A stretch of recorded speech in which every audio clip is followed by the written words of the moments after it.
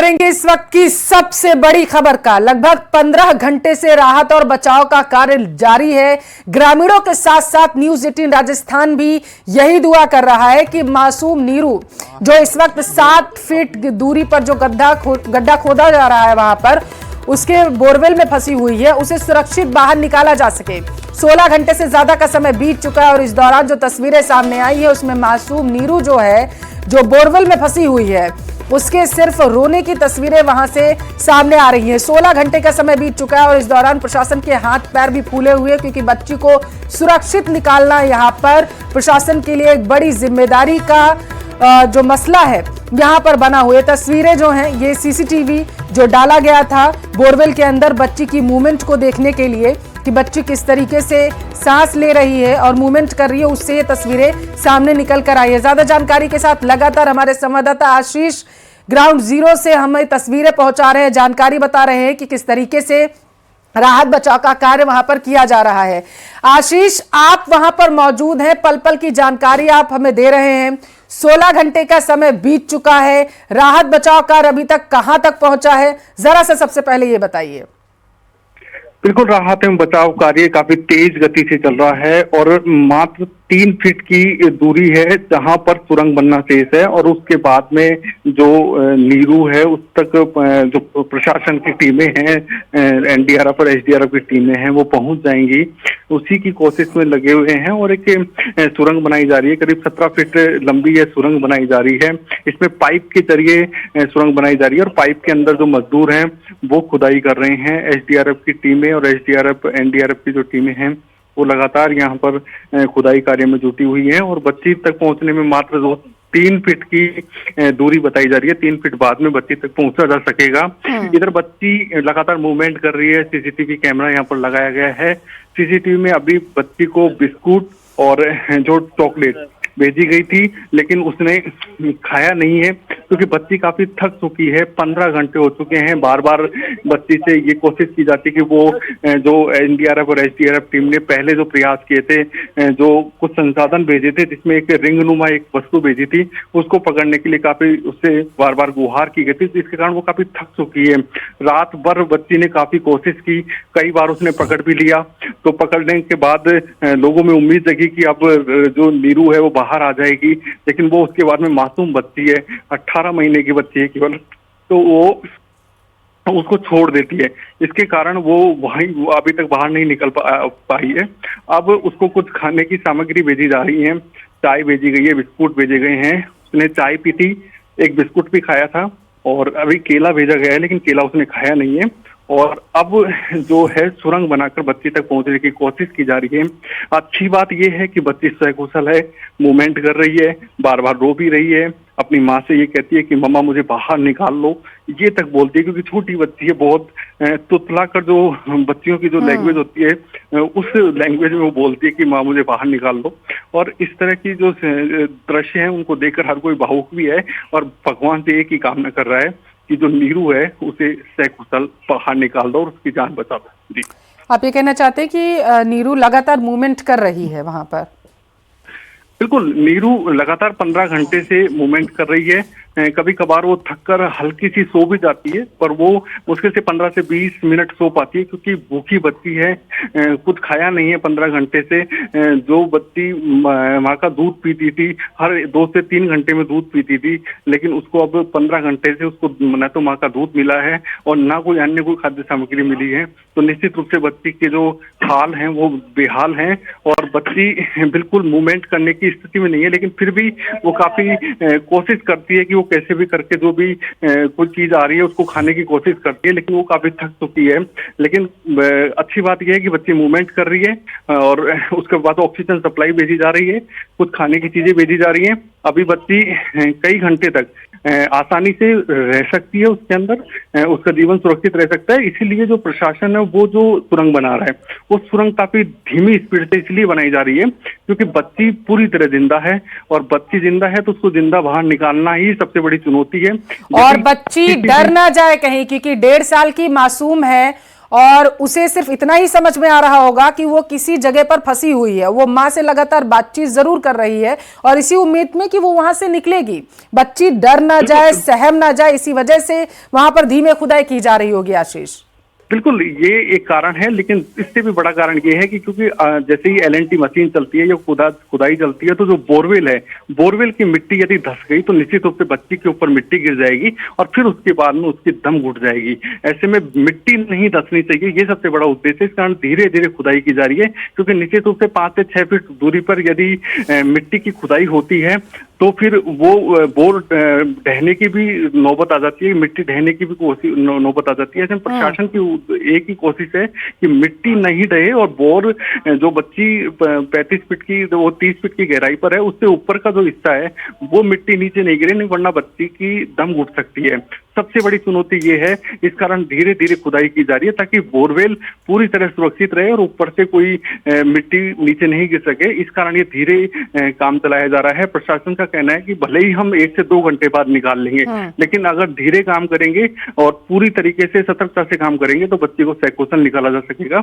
और यदि हल्की सी भी लापरवाही हुई तो बच्ची की जान पर भारी पड़ सकती है। इस कारण ज्यादा समय तक बच्ची अगर बोरवेल में फंसी रही तो एक और समस्या है कि मानसिक तौर पर वो कितनी स्वस्थ होगी, क्योंकि इसमें अब सबसे बड़ी भूमिका बन जाएगी कि बच्ची को जब निकाला जाएगा बाहर तो मेडिकल की सुविधाएं वहां पर मुहैया कराई जाएं।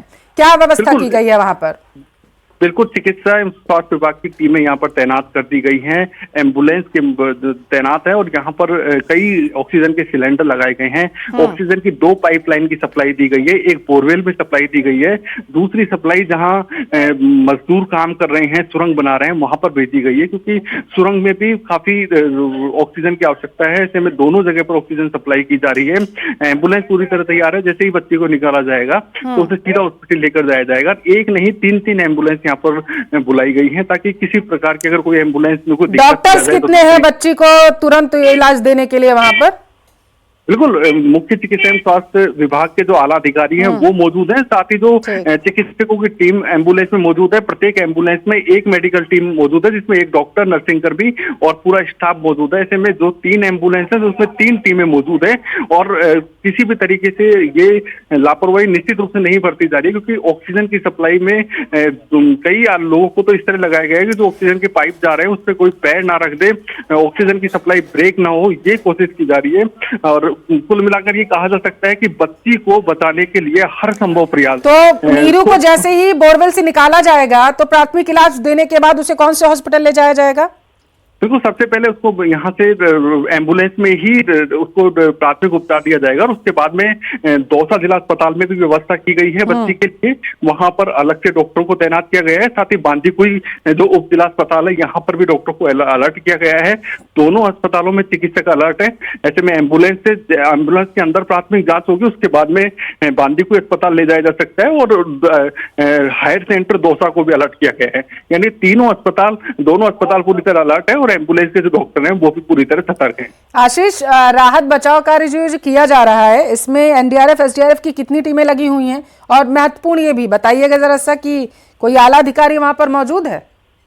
बिल्कुल, देखो, जिले के आला अधिकारी कल शाम को 5 बजे से ही जिला कलेक्टर खुद देवेंद्र कुमार, एसपी रंजीता शर्मा जो स्थानीय भाजपा के विधायक हैं, भागचंद ठाकरा, ये सभी यहाँ पर मौजूद हैं। और आप बात कर रहे हो कि टीमें कितनी हैं, क्योंकि टीमें तो एक एनडीआरएफ और एक एसडीआरएफ की टीमें, लेकिन इनके जो जवान हैं वो काफी संख्या में है। एक अनुमान मैं दूर से देख पा रहा हूँ, करीब 25 से 30 जवान एनडीआरएफ के हैं और 25 से 30 जवान ही एसडीआरएफ के हैं। यानी 50 जवान ऐसे हैं जो पूरी तरह उसमें जुटे हुए हैं किसी भी तरह बच्ची को बचाने में।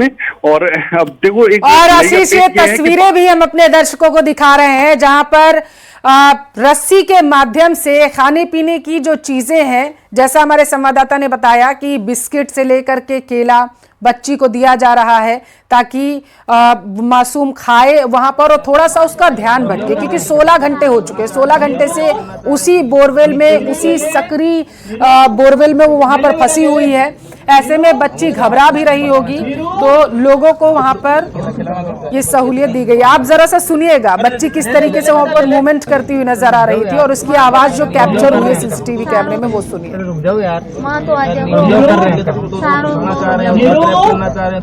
नीचे ले ले बेटा, ले ले। नीरू हम उसका हाथ में इसको ऊपर लाना चाहते नीरू हैं, खिलाना पड़ता है, बस इतनी सी बात है।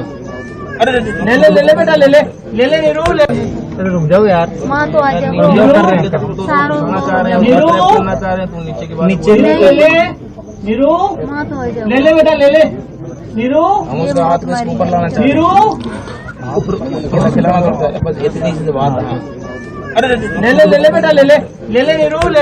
अरे रुक जाओ यार, माँ तो आ जाओ। वीडियो कर रहे हैं, सारों करना को चाह रहे हैं, नीरू! करना चाह रहे हैं, तू नीचे की बात नीचे बोल। ले नीरू माँ तो आ जाओ। ले बेटा ले नीरू हम उसका हाथ में इसको ऊपर लाना चाहते नीरू हैं, खिलाना पड़ता है, बस इतनी सी बात है। अरे ले बेटा ले नीरू ले। अरे रुक जाओ यार, माँ तो आ जाओ। वीडियो कर रहे हैं, सारों करना को चाह रहे हैं, नीरू! करना चाह रहे हैं, और ये माँ बाप की आप तस्वीरें जो है नीरू के वो देख पा रहे थे। और ये आवाज जो है ये नीरू के माता पिता की है, जो लगातार नीरू को आवाज दे रहे हैं ताकि बच्ची उनकी आवाज को सुन सके और ये महसूस कर सके कि वो वहां पर अकेली नहीं है, उसके आसपास उसके परिजन मौजूद है, ताकि बच्ची बोरवेल के अंदर जो फंसी हुई है वो डरे नहीं। लेकिन इस वक्त आप उनकी आवाज में कंपन महसूस कर सकते हैं, वो दर्द महसूस कर सकते हैं, क्योंकि उनके कलेजे का टुकड़ा अभी बोरवेल में फंसा हुआ है। उम्मीद एक यही लगाए बैठे परिजन बैठे हुए हैं कि जल्दी से जल्दी नीरू को बाहर निकाला जा सके। आशीष हमारे साथ लगातार जुड़े हुए हैं। आशीष, परिजन बस यही दुआ कर रहे हैं कि कब वो तस्वीर सामने आएगी, वो राहत भरी तस्वीर सामने आएगी, जब उनके कलेजे का टुकड़ा, वो मासूम बच्चा जो अभी बोरवेल में फंसा हुआ है, वो बाहर आएगा और उनकी गोद में खेलेगा। बिल्कुल, देखो लगातार रेस्क्यू ऑपरेशन जारी है, लेकिन एक अच्छी खबर ये नहीं है कि क्योंकि यहाँ बारिश आ चुकी है और बारिश आने के कारण जो रेस्क्यू ऑपरेशन है उसमें भी काफी धीमी स्पीड हो गई है, क्योंकि जो गड्ढा हुआ है उसमें पानी भरने की संभावना हो जाएगी यदि अधिक बारिश आती है। तो सब उम्मीद यही कर रहे हैं, दुआ कर रहे हैं कि बारिश थम जाए ताकि ये जो रेस्क्यू ऑपरेशन है वो लगातार जारी रहे। कल रात से ही बारिश बार बार आती है, हालांकि बिल्कुल हल्की बूंदाबांदी बारिश आ रही थी रात को, लेकिन अब जो बारिश आई है वो थोड़ी तेज बारिश आई है, जिसके कारण हो सकता है कि यदि ये बारिश कंटिन्यू रहती है तो निश्चित रूप से एक बहुत बड़ी परेशानी हो जाएगी, क्योंकि गड्ढे में यदि पानी भर गया तो रेस्क्यू ऑपरेशन शुरू रखना बहुत मुश्किल होगा और बच्ची के लिए जितनी देरी होगी उतनी कठिनाई साबित होगी। ऐसे में भगवान इंद्रदेव से और सभी यही कामना कर रहे हैं कि इस बारिश को रोका जाए ताकि जो रेस्क्यू ऑपरेशन है वो लगातार जारी रहे, क्योंकि अगर बारिश हुई तो निश्चित तौर पर आशीष वहां मुश्किलें खड़ी हो सकती है। एक तो जो मिट्टी निकाली गई है वो गीली हो जाएगी और वो मलबे में तब्दील हो जाएगी अगर ज्यादा बारिश हुई, और उसे निकालना मुश्किल हो जाएगा वहां पर राहत बचाव कार्य टीम में जो लोग लगे हुए हैं उनके लिए। तो दुआ यही कि प्रकृति मेहरबान हो, बारिश वहां पर ना हो, ताकि बच्ची को सकुशल वहां से निकाला जा सके। बहुत शुक्रिया आशीष जानकारी पहुंचाने के लिए।